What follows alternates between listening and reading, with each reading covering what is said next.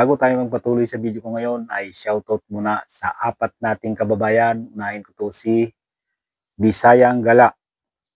Pa-shoutout idol, sana magka-employer na 1 year na nakaantay. Huwag kang mag-alala kabayan, basta lalaki ay mataas ang tsansa na magka-employer. Pasensya lang sa paghihintay. At pangalawa ay si John Michael Casamayor. Good day sir, pa-shoutout po ako. Sana tanong ko lang po, pag may COE sa dating work, mas maganda po ba? Oo naman kabayan. Mas maganda yung may COE pero okay lang naman din kahit wala.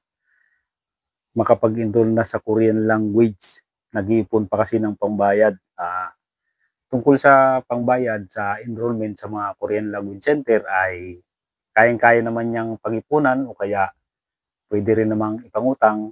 Katulad ko dati noon, nung nag-enroll ako sa Korean language center ay nag-loan ako sa Pag-ibig para lang may pang-enroll sa KLC At pangatlo ay si Noan.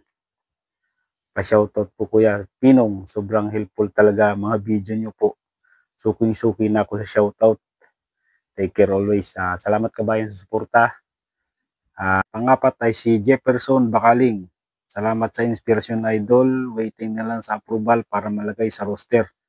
Salamat kabayan at huwag kang mag-alala. Malapit na yan. Tiyaga-tiyaga lang sa paghihintay ng employer. Basta itong masasabi ko sa mga lalaki ay mataas ang tsansa na magka-employer. Kung ngayon ay tungkol naman sa pera. Maiba naman tayo ng konti para dun sa mga nag-aaral ng Korean language at dun sa mga naghihintay ng employer ay para malaman ninyo kung anong itsura ng mga pera dito sa South Korea. At nag-withdraw nga ako kahapon kasi may paggagamitan ako. May bibilihan ako. Minsan kasi dito ay hindi naman lahat pag bumibili ay laging gamit ang ATM. Minsan may cash din. Kailangan mo rin ng cash. At yung iba dito ay papapalitan ko ng dollar. Kasi mas maganda rin yung may dollar ka sa wallet, di ba?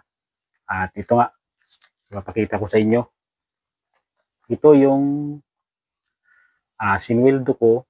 Kasi tuwing asingko ang sweldo namin dito sa South Korea monthly. Ang sinweldo ko ay 2,300,000 won. Yan, ito. Nagkakahalaga siya ng nasa 92,000 pesos. Net pay yun mga kabayan na, net pay. Binawas yung tax, yung mga insurance, yung mga kinakalas na benefits, at yung tubig, kuryente, wifi, bawas na sa 92,000 pesos. At ito, ipapakita ko sa inyo yung iba't ibang klase ng pera ng South Korea. Okay, ito na tayo mga kabayan. Unahin natin itong pinakamalaking bill sa kanila. Itong tinatawag na Umanon o 50,000 won. At ito ay nagkakahalaga ng nasa 2,000 pesos sa pera natin.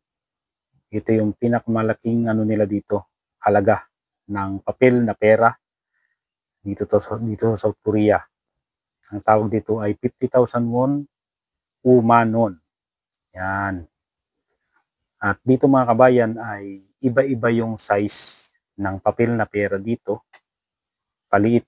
Ito yung pinakamalaki. Ito yung pinakamalaki ang size. At ito yung pinakamalaking halaga ng papel na pera dito sa South Korea. At susunod ay itong 10,000 won. Yan. Manon. 10,000 won.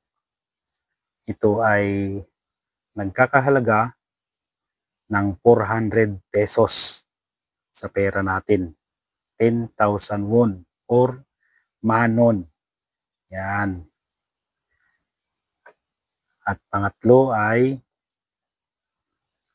kung titingnan ninyo, mas malaki yung size nung 50,000 won sa 10,000 won. Ayan. Mas mahaba. Pero pareho lang yung lapad niya. Mas mahaba yung 50,000 won. Pangatlo ay ang ito, 5,000 won or 8 non. Yan. Ito naman ay nagkakahalaga ng 200 pesos sa pera natin. Yang 5,000 won. O, titingnan ninyo. Yan.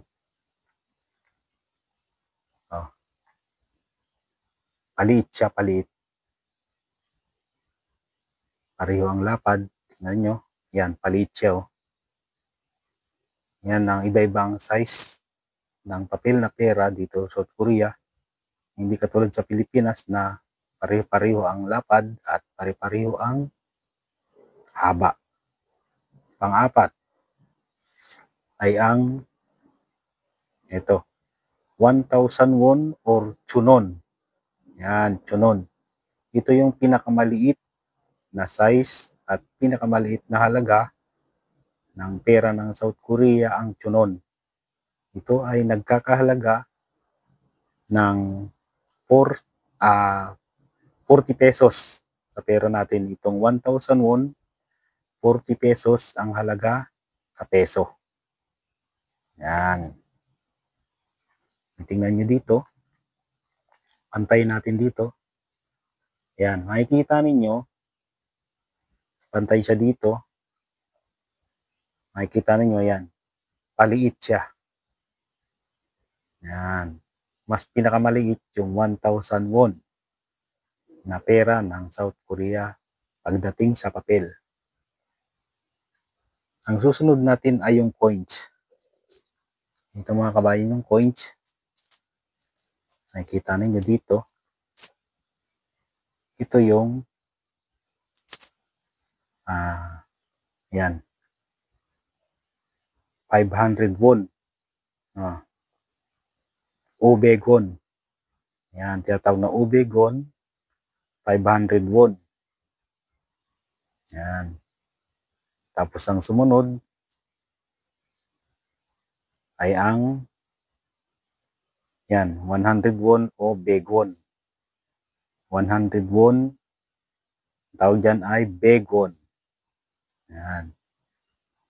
At ang pangatlo ay ang 50 won. Yan. Ang tawag dito ay, ano matawag dito? Usibwon. Yan, usibwon. Usibwon. Ang-apat ay ang pinakamaliit na to sa halaga ng barya dito, Shibwon. Yan, Shibwon.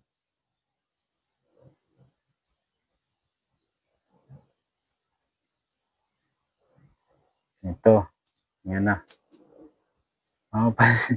Mapapansin nyo dito, mas malaki pa yung Shibwon dito sa Usibwon. Ayan, no?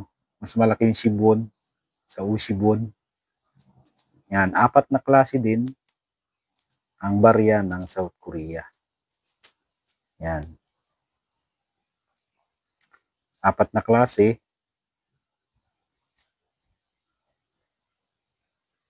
Apat na klase ang barya ng South Korea at 4 na klase rin ang papel na pera ng South Korea. Ayan mga kabayan, para hindi na kayo maninibago pagdating nyo dito, lalong-lalo na yung mga sa naghihintay ng mga employer, ito yung itsura ng pera dito sa South Korea.